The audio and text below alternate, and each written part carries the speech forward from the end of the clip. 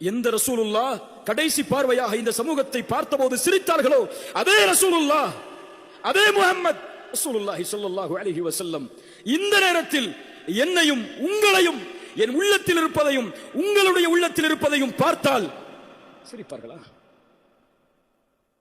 சிரிப்பார்களா?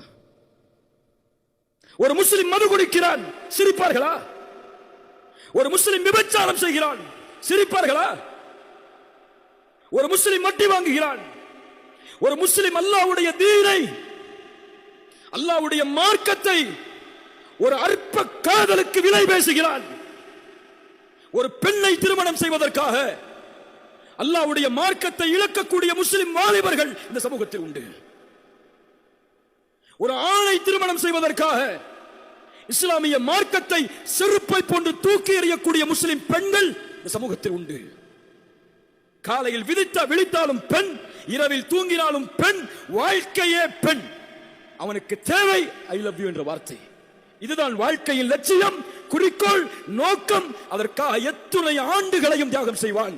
ஒரு முஸ்லிம் வாலிபன் திருமணம் செய்யாமல் ஒரு பெண்ணோடு விபச்சாரம் செய்கிறான். இல்ல மாஷா அல்லாஹ், அல்லாஹ் பாதுகாத்தவர்களை தவிர.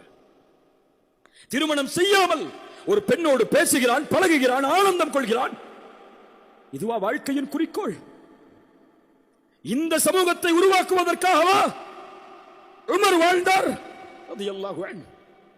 இந்த சமூகத்தை உருவாக்குவதற்காகவா சுமையா கொல்லப்பட்டார்? இந்த சமூகத்தை உருவாக்குவதற்காகவா தன் செல்வத்தை இழந்து, கண்ணியத்தை இழந்து, ஒரே ஒரு ஆடையோடு கஃன் துணிக்கு கூட வழி இல்லாமல் முஸ்அப் இப்னு உமைர் இழந்தார்?